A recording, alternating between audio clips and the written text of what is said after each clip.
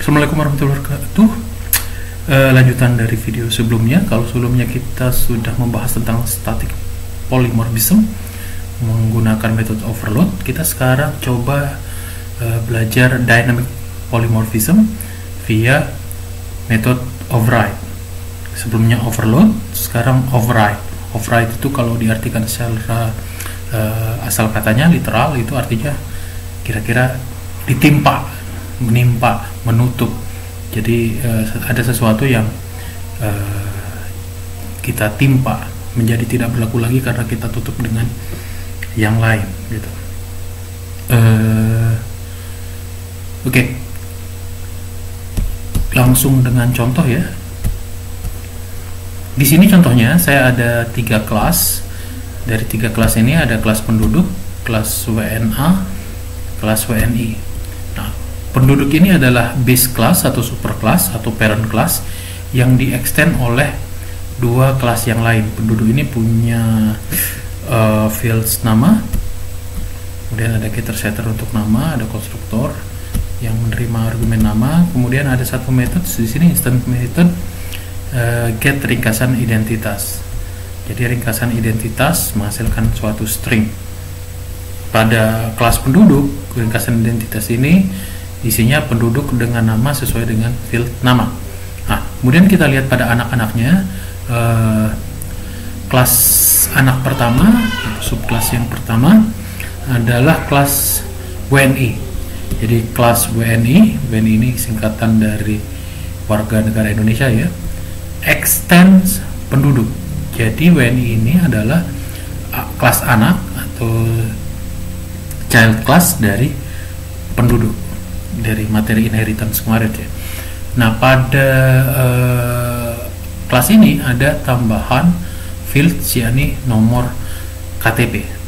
Ingat ya, kalau kita extend suatu kelas, field maupun methodnya itu diwariskan ke anaknya. Berarti di sini ini sudah punya juga, ada nama di sini, getter setter bla bla bla, termasuk get ringkasan identitas juga dimiliki oleh kelas WNI ini. Cuma kita beri tambahan nomor KTP. Begitu juga dengan WNA. WNA ini juga kelas anak atau child class dari penduduk. Di sini ada extend penduduk. Ada tambahan 2 field yakni nomor paspor dan negara asal. Konstruktornya menyesuaikan. Begitu juga di WNI, konstruktornya menyesuaikan. Ada tambahan KTP. Kalau di WNA ada nomor paspor dan negara. Oke. Kita punya 3 kelas. Ada penduduk, ada WNA, ada WNI. Kita coba dulu sebelum kita menambahkan kode untuk overriding. Di sini ada 3 objek. Objek pertama adalah kita buat dari kelas penduduk dengan nama Abdul. Objek kedua adalah WNA dengan nama George, nomor paspor dengan asal saja, kemudian berasal dari Palestina. Kemudian WNI dengan nama Running, nomor KTP sekian. Nah, ketiga objek ini P1, WNA, dan WNI kita simpan ke dalam sebuah array penduduk. Misalkan PR P1, WNA, WNI, tutup. Kita punya sebuah array berisi 3 objek bertipe data penduduk. Ya, karena WNA ini adalah extend dari penduduk, otomatis WNA ini penduduk, WNI ini juga penduduk ya. Kemudian kita bisa loop di sini, kita gunakan for each biar gampang untuk tiap penduduk pada PR. Kita bisa cetak ringkasan identitasnya. Nah, apa yang terjadi kalau ini kita jalankan? Kita akan dapat ringkasan identitas sesuai dengan metode get ringkasan identitas pada kelas penduduk. Jadi penduduk dengan nama sesuai nama ya, penduduk dengan nama Abdul, George, dan Rani. Nah, ini yang terjadi. Jadi saat kita panggil metodenya, yang dipanggil adalah metode get ringkasan identitas yang ada pada kelas penduduk. Nah, baru di sini kita akan belajar override. Override itu sekali lagi tadi sudah kita singgung, artinya kalau secara literal adalah menimpa, menutup sesuatu, menggantinya dengan yang lain, kita ganti. Nah, apa yang kita ganti di sini? Method of write itu pada dasarnya adalah bagaimana kita, nah ini kita kan ada metode get ringkasan identitas, menimpa method yang ada pada parent class dengan implementasi yang berbeda. Jadi kalau implementasinya sama pakai yang di parent class. Nah, tapi karena kita kebetulan butuh implementasi yang berbeda, maka kita override si metode get ringkasan identitas yang ada pada penduduk. Caranya bagaimana? Buat metode dengan nama yang sama persis. Nah, kalau diperhatikan, ini begitu kita buang lagi, terus perhatikan ini di baris 11 ya. Begitu saya paste, ada tanda hijau. Kalau saya klik override, nah dia mengoverride apa yang ada pada ringkasan identitas penduduk. Jadi langsung ketahuan ya, ini override. Nah, di sini bisa kita ganti penduduk. Ini WNI ya, berarti WNI. Singkat aja.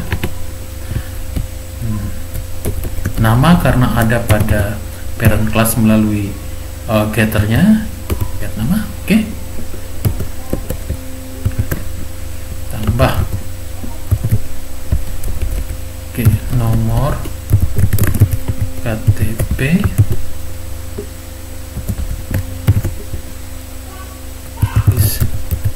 nomor KTP. Nah, sekarang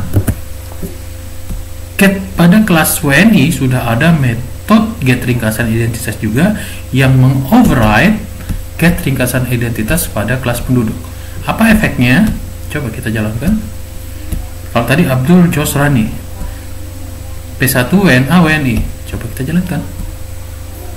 Nah, pada saat WNI dicetak tidak seperti yang tadi lagi. Sekarang muncul bahwa ada WNI dengan nama Rani, nomor KTP sekian sekian sekian sekian. Metodenya the override. Hal yang sama bisa kita lakukan dengan WNA juga. Kita coba kopas saja untuk memudahkan. Nanti kita sesuaikan. Perhatikan pada baris 13.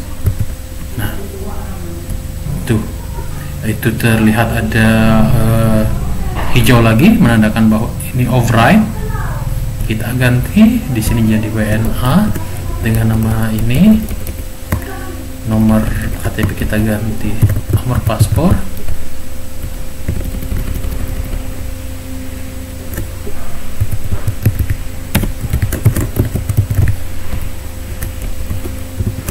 Kemudian kita tambahkan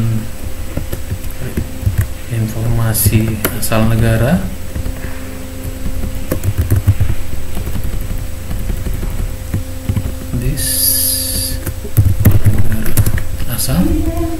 Oke, ini sudah selesai. Ini kita clear. Kalau ini kita jalankan,